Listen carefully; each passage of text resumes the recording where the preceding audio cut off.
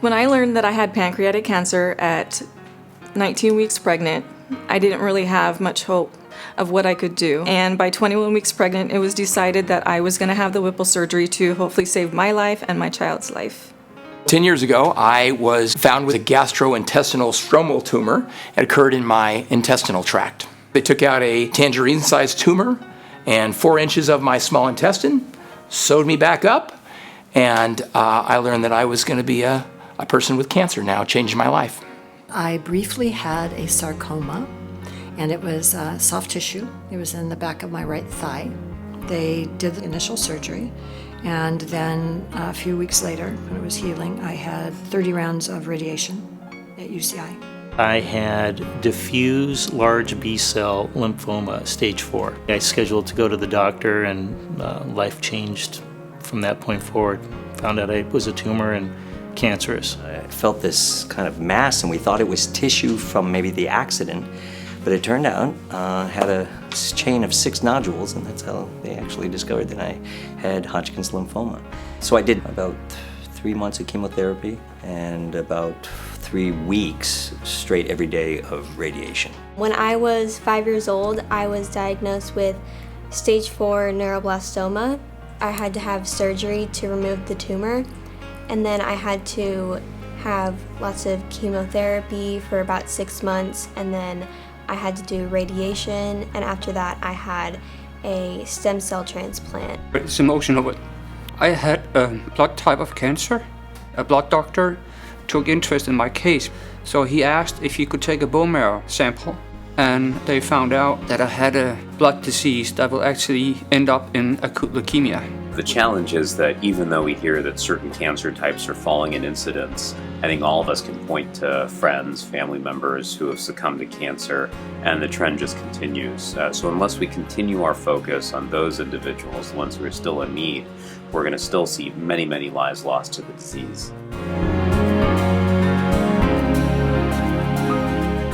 At full term, 39 weeks, I delivered my healthy baby girl. That evening, they took the cancer out, and then I went on to chemotherapy for several years after that, and I am basically cancer-free. I'm doing very well now. I'm healthy.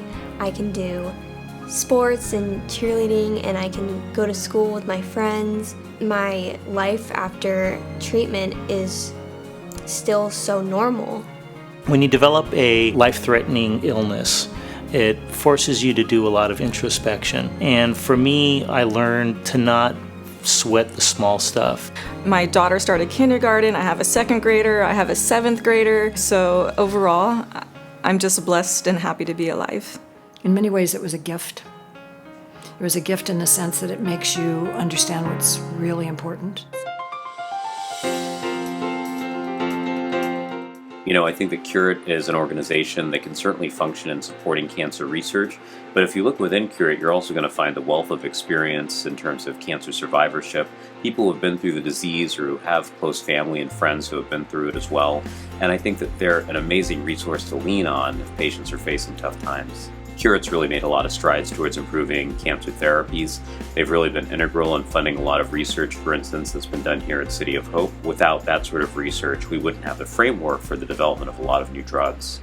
I was only one of 3 patients to have had the Whipple surgery while pregnant with my type of cancer. So I'm very grateful to Cancer Research and my doctors and hospital and staff to be here today. Obviously, there's a lot of research going on, and there's a lot of important studies being done to improve the effects of the different types of therapies that people go through to cure their cancer. I know there's a lot of good work going on with Kure It. One of the cases that was the closest to me was a young man, and at the time he had his soft tissue sarcoma. The only treatment was amputation. So he actually had his leg amputated. And it was because of the research that had been done that basically saved my leg. Fortunately, we have this ability to be able to raise funds and awareness through organizations like Kure It. My rescue was based on research because they've done bone marrow for a long time. To begin with, the survival rate was pretty low. Now it's like in the 80% or more. I was so lucky that this doctor was able to receive all the right fundings that helped her continue to develop this drug. There are a lot of funding mechanisms that are devoted to common cancer types, breast cancer, ovarian cancer, etc. And there's certainly a tremendous need for that. But what I find that's so unique about Kure It is we're willing to take risks. With the trials that we funded, with the different studies that have been proposed and done within the confines of Kure It, we're really pushing cancer research in novel directions. One of the things I did want to say was how grateful I am as chair of the UCI Board of Trustees that we have partnered with Kure It. And the $1 million that's been donated to the Child Family Cancer Center is spectacular, so thank you. There is hope out there, and with cancer research, there's more things being discovered every day. At one time, getting cancer was a death sentence. That's not the case anymore. There's hope, for sure. There's so much more hope for people with cancer. Some of those little things are not all as important as we think they are. For all those people that sacrificed the ultimate, they helped save me.